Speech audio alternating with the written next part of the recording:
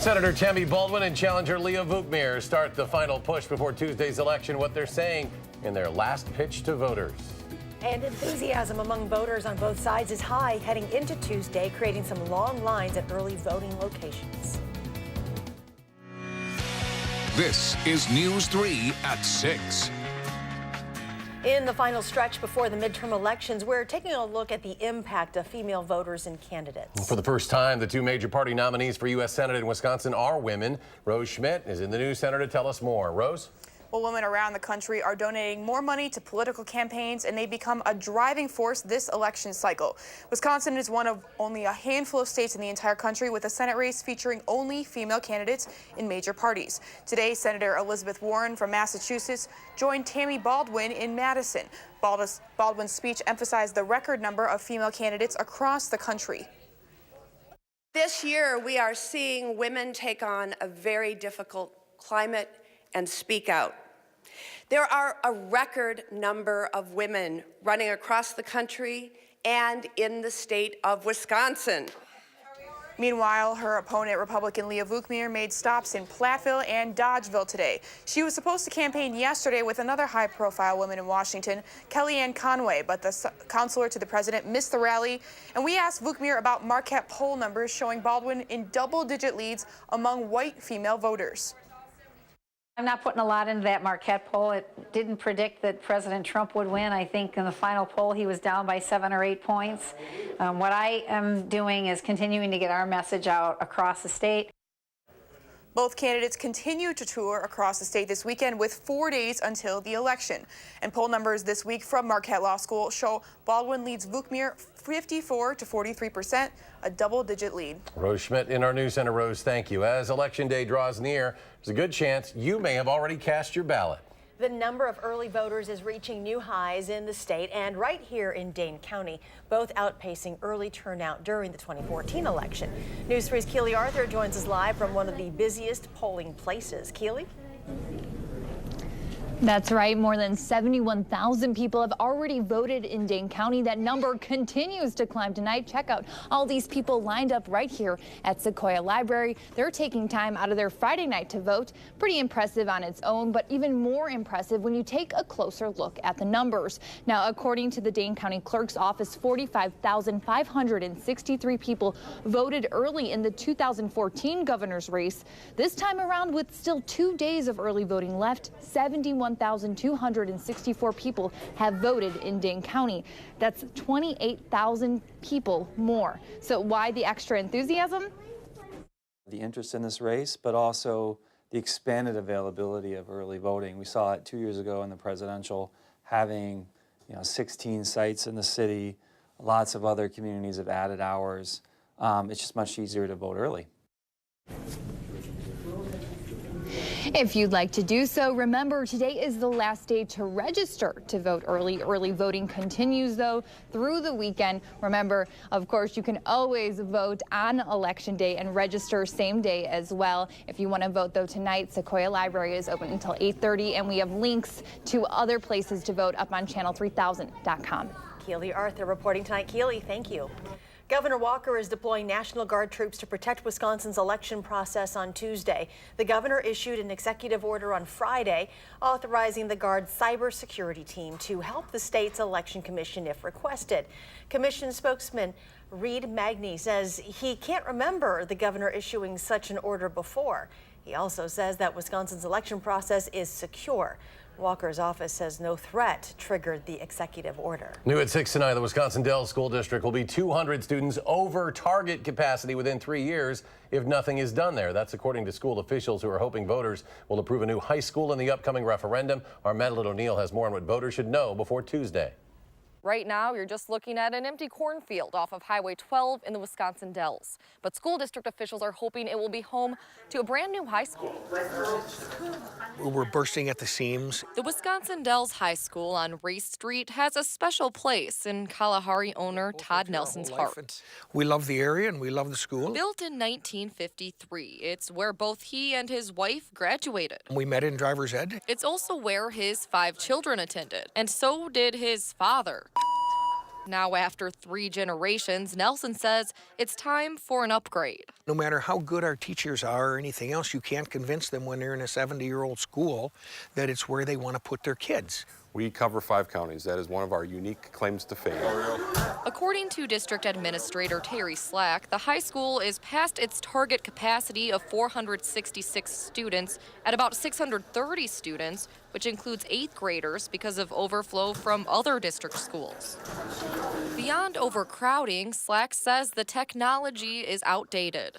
We have science labs that haven't been touched for the last 20 years, and it's time to refresh the button on our educational facilities. We're ready. Nelson and his wife donated this 80 acres near the downtown Dells to the district to build a new high school for grades 9 through 12.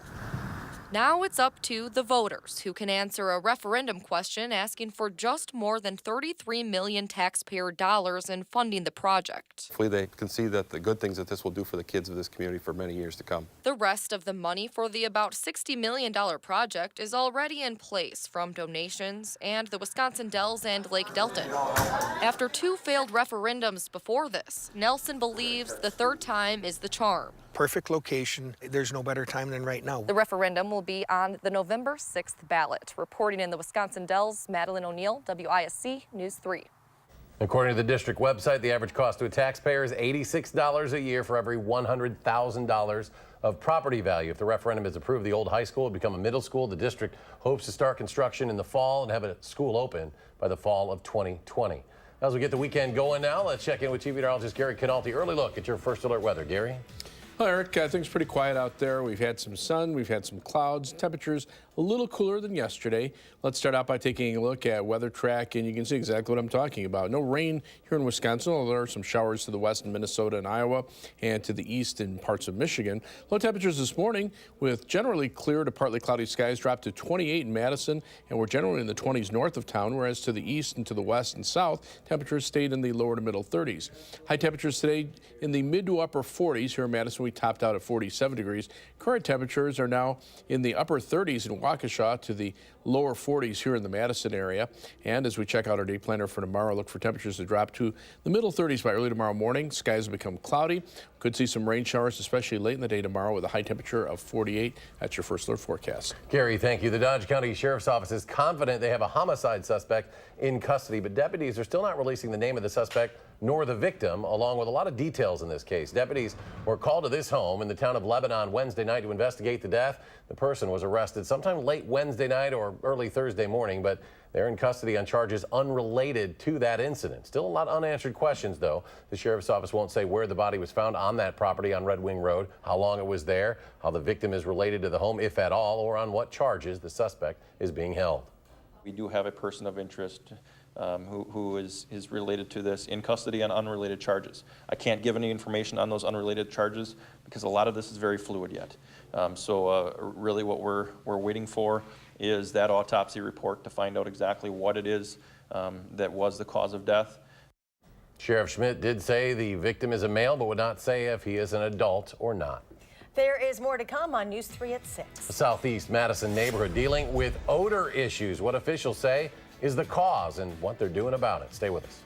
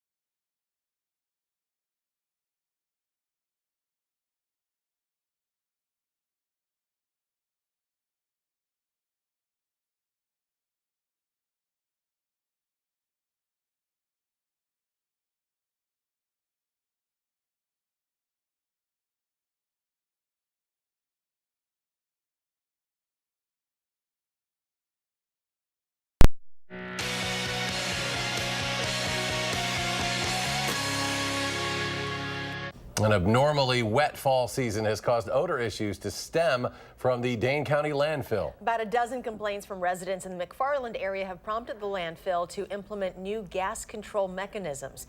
Jamie Perez spoke with the Dane County Solid Waste Manager to find out when the odor will subside for these folks. We all know that the smell of trash already isn't too pleasant, right? Well, people in this community say that what they were smelling when they walked outside was much worse than what's in your trash can. And it's coming from just down the road. It's pretty much impossible to show you how something smells through your TV, but if we had to describe what residents are complaining about, a garbage or a rotten egg type of smell. that rotten egg type of smell was seeping through all the measures this landfill has in place. And we put additional dirt or cover soil on the garbage at the end of each day to help contain those odors. We also have some products that neutralize those odors. We're spraying those products on those trouble areas right now on a daily basis. But this doesn't happen all the time. So what's going on? A rainy fall season. All that rain also helped kind of kickstart the biological process, the breakdown of the garbage. That garbage is buried under inches of dirt every day, and with no access to air and a combination of rain, It starts to break down and it creates gas. bingo. John says they take all complaints seriously and are planning on taking care of it. We were already planning to put gas collection wells in this winter. We've just accelerated that schedule now because the gas is being produced a little bit earlier than we would expect. The gas wells will trap the odor and keep it contained. And it's like a large vacuum sucks gas out of the garbage itself. In the past year, John says they spent more than $1 million on odor control techniques. The new gas wells will cost another $20 grand. It really isn't at all about funding. We're willing to spend the money to do what's right. So neighbors and customers alike, We really strive to be good neighbors, and we take that very seriously here. if you're still experiencing odor issues, But if people do continue to experience odors, they should call me directly. And whether it's 9 o'clock at night or 3 in the morning, we'll come out, we'll respond to that and work on it right away. If you are experiencing odor issues, John Welch is asking you to contact him directly. Now, his information can be found on our website, channel3000.com. Next on News 3 at 6, a warning about a rare virus back in Dane County. Wisconsin health officials are sharing the details of a mosquito virus that's returned to the state for the first time in nearly 40 years. In weather, the skies will become more cloudy as we head through the weekend, and the rain chances will also go up. I'll take a look at our first alert forecast in just a few minutes.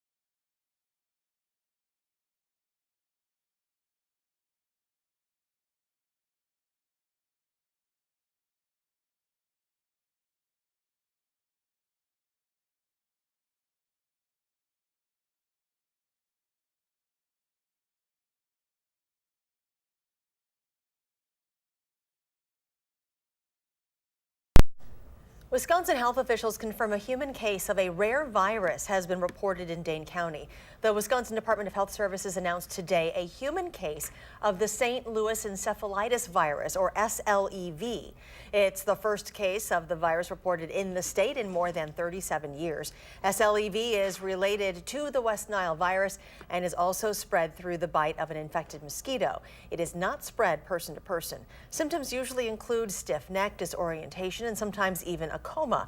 There is no treatment for SLEV other than to treat the symptoms. UW athletics officials say they will recognize the family of firefighter Corey Barr during tomorrow's Badger football game against Rutgers. The players will wear jerseys with Barr's badge number 138 embroidered on them. Captain Barr killed in July when he went to check on a gas leak near his business, the Barr House in downtown Sun Prairie. That gas leak led to an explosion that killed Captain Barr. Kickoff is 11 a.m. tomorrow against the Scarlet Knights. Chief Meteorologist Gary Canalti joins us from the backyard patio with a look at your forecast. Hi, Gary. Hi. It'll be cloudy. Hopefully the rain will stay away for much of the Badger game. I think the highest chances will be toward the end of the game, but it's entirely possible the rain could get through, or the game could get through without any rain at all. Of course, kickoff 11 a.m. against Rutgers, and right now we're thinking temperatures about 44 degrees at kickoff, about 48 degrees toward the end of the game. Very similar temperature-wise to today, but again, there will be some chances for showers with the highest chances at the end of the game and beyond. We have an alert day in the forecast for Tuesday, not for anything severe necessarily, but because it'll be a breezy and chilly day with a pretty good chance of rain on Election Day, which is a high impact day as far as people wanting to know what the forecast is. So keep that in mind if you're going to be out and about voting on Tuesday. On Doppler track, things very quiet across Wisconsin. Some snow flurries up toward Lake Superior. Some very light rain showers across Minnesota and Iowa. Live view from the Edgewater Sky Cam in downtown Madison. Just cloudy here in the Madison area. We've had some breaks in the clouds as well. Almanac for today shows a high of 47, the low temperature at 28, and right now we've dropped off to 43 degrees. Winds are out of the north-northeast at 3 miles per hour. Temperatures already in the 30s up in northern and parts of central Wisconsin, generally low to mid 40s elsewhere. Winds, though, pretty light across the state. What winds there are, generally out of a northerly direction. They're a little stronger out over Lake Michigan. But on weather track, you can see the upper level winds coming in from the northwest as well. And the next weather system is back to the west. You can see an area of showers in parts of Montana into Wyoming, and then that changes to snow in the higher elevations of the Rockies. Now, as that system slides southeastward right along the jet stream, eventually it'll tap into a little more moisture from the Gulf of Mexico. We'll see a little wider area of precipitation develop. Right now, some light showers to the south across parts of southern Illinois, and then rain showers over toward the east coast. There's a weak area of low pressure in Iowa, and that low pressure system and cold front moving into the western Dakotas will eventually catch up with that low in Iowa and turn into a little stronger storm system by tomorrow night and Sunday. Current temperatures 30s up to the north, 40s here, 50s to the south. Pretty typical for early November. On future track, you can see that area of precipitation coming in from the west, and notice how it expands a little bit as it pushes toward Wisconsin. The air becomes a little more moist here, and we'll see a pretty steady rain for tomorrow night into Sunday as that low pressure system eventually lifts northward. Then we'll see a break. The clouds will linger into Monday, but notice the next weather system to our south and west. That'll arrive by Monday night and linger into Election Day Tuesday and be followed by a shot of colder weather. So our forecast for tonight, variable cloudiness, not as cold, low temperature dropping to 34 degrees. For tomorrow, up to 48 for a high, mostly cloudy skies. There'll be some scattered showers, especially later in the afternoon. Future track shows a dry forecast for tonight into tomorrow morning. Temperatures dropping into the middle 30s. Notice the rain shower chances tomorrow afternoon. Not everybody will see them, but definitely everybody will see the rain tomorrow night into Sunday. Sunday, high temperatures will be just a couple degrees warmer, probably reaching the lower 50s thanks to southerly winds. As we look at the rainfall amounts, probably around an inch of rain expected through Sunday evening before the rain comes to an end. Then as we look at the 7 to 10 day forecast, another round of rain from late Monday into Monday night and Tuesday Election Day. That might mix with some flurries of snow Tuesday night, and then much colder weather on the way for the end of next week. Well, Sunday night is going to be lit, as the kids say, in the matchup of two of the great quarterbacks. But the respect between the two, definitely mutual. We get Tom Brady's take on the Packers. That's next in sports.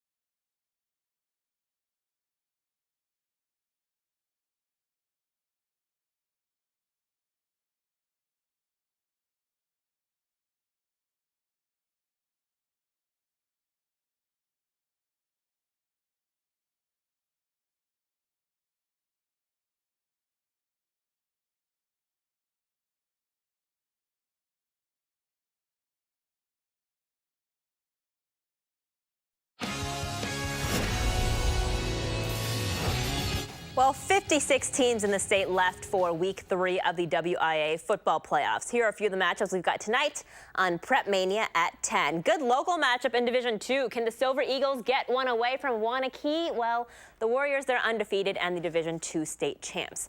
Good number of our small schools in the area still in it. Some big matchups tonight in Divisions 6 and 7 with top-ranked Cambridge and Blackhawk putting their undefeated seasons to the test.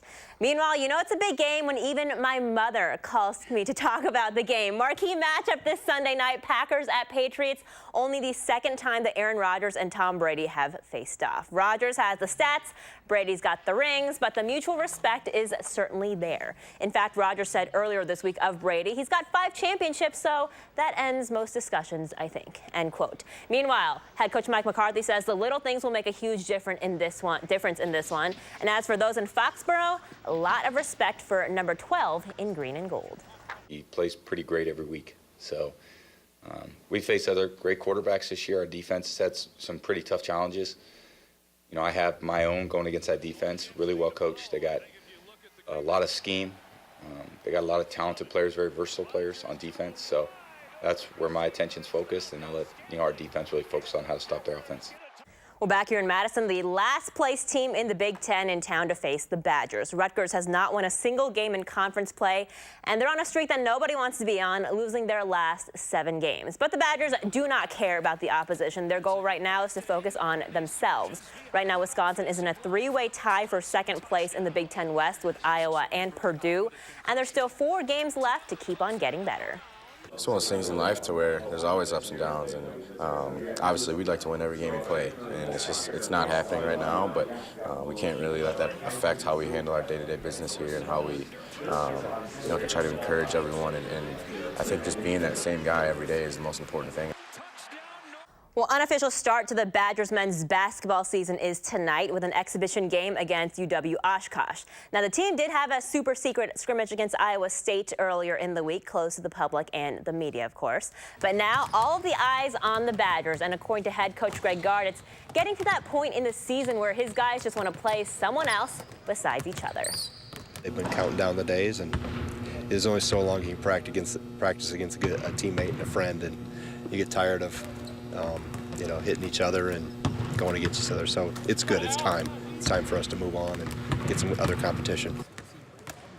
And tip-off at 7 o'clock. Can't always underestimate those Division III teams. UW-Oshkosh coming off of an appearance in the national championship game last season. So I like the Badgers to win that one. Yeah, I mean, we do too. Your mom, why is she so interested in this game? Well, because it's Aaron Rodgers versus Tom Brady. How can you not? And I'm not going to say that she's the biggest football fan in the world. No offense, Mom. But she is not a Patriots fan. She's a good football game fan. Okay, I like that. We'll have to watch a game with her sometime. Final check, Gary. Cloudy weekend. Rain chances will go up, especially toward the latter half of the weekend. Temperatures right now already in the lower 40s. High of 48 tomorrow. Best chances of showers during the day in the later part of the afternoon, but rain pretty likely for tomorrow night and Sunday. Then another batch from late Monday or Monday night into Election Day Tuesday. That's why we have an alert day there for rain and blustery conditions. And then very chilly for the end of next week. High temperatures only in the upper 30s. Nighttime low temperatures in the mid-20s. All right, Gary, thank you. And thanks for joining us for News 3 at 6. Enjoy your evening. We'll see you back here at 10.